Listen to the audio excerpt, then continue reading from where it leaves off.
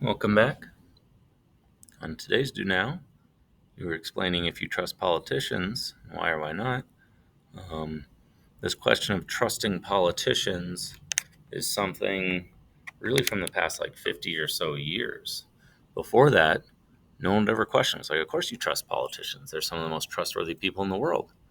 Um, in the last 50 years or so, we've kind of changed our views on politicians, and a lot of that has to do with this guy in this picture. This is Richard Nixon. He's going to be the president in the late 60s, early 70s, and he is going to be a president that breaks the trust between the American people and the president. So Nixon was a long-time successful politician. He'd been around forever. He was a senator. He was a vice president in the 50s, extremely successful. Had a lot of experience, had a lot of allies to support him. He also had a lot of enemies, people who didn't like him, who wanted to see him fail, and people he wanted to see fail. He was also an interesting just person and personality. He was very secretive. He was sort of paranoid. He saw, you know, people like enemies everywhere. He always thought people were out to get him, and he had to, fight back. And he started his life relatively poor, and had to rise up. And he kind of felt out of place amongst all these wealthy politicians that he really wasn't one of them.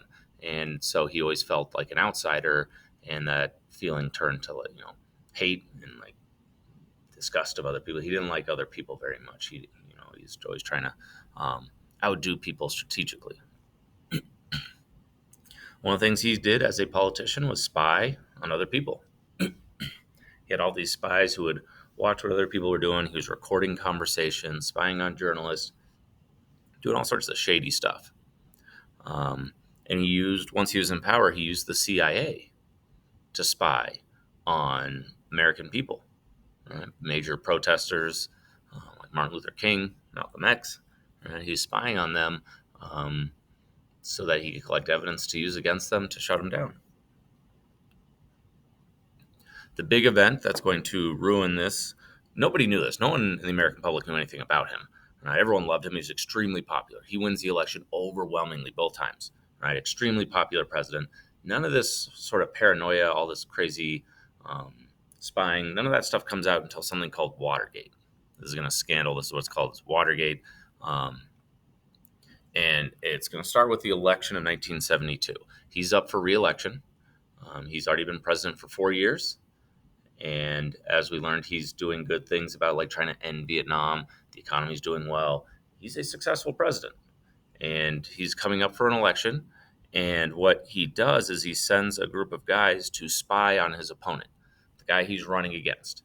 And they break into a hotel, which is called the Watergate Hotel, and they spy on all the stuff the Democratic Party's trying to do. These guys get caught, and they think they're burglars, but then they find out they have all this wiretapping equipment, all this information. And they realize they're spies, and eventually, they investigate further and further until it goes up, and they realize the president's been behind the whole thing. Well, it turns out Nixon records all his conversations. So people are like, hey, if you're innocent, turn over all your tapes. It'll prove you're innocent. Um, Obviously, he's going to refuse because he's guilty. But eventually they get released, and it comes out that he ordered the break-in. He was talking about covering up the break-in. He was completely guilty in the whole thing, and it becomes public, and the whole country turns on him. The crazy thing is, in between these guys getting caught and all of this coming out, the election happens, and he wins. He wins. He gets to be president again. And then all this stuff comes out, and people realize, he's an awful guy, and he's committed all these terrible crimes and all this stuff. So there's going to be a movement to impeach him. To impeach a president means to put them on trial. And if they're found guilty in that trial, they get kicked out of office. Recently, Trump was impeached twice. Neither time was he found guilty, though. So he was not kicked out of office. Nixon knows what's coming. He knows he's not going to win this impeachment trial. So they're trying to put together an impeachment on him. But before they can do it, he resigns. He quits, steps down. His vice president, a guy named Gerald Ford, takes over. He's going to pardon him, right? So he can't be charged with crimes or anything, but he sort of goes away. He doesn't do much in politics after that. But this is a big moment for the United States because this is when the trust breaks. Right? The American people used to trust politicians completely, 100%. They had to be honest people. Now it's like, well, this guy was a criminal. Who else is a criminal? And some other stuff is going to come out, right? At the end of Vietnam, the Pentagon Papers we talked about yesterday. Um, like it's starting to see is like maybe all politicians are corrupt and liars and all this terrible stuff, and then American people aren't really going to trust their politicians for a long time. Here is the Watergate Hotel. It's in D.C. Here's Nixon trying to defend himself, saying, "I'm not a crook," and all this stuff. And here he is after he resigns, and he's getting in his helicopter, he's flying away. We'll watch some videos as a class.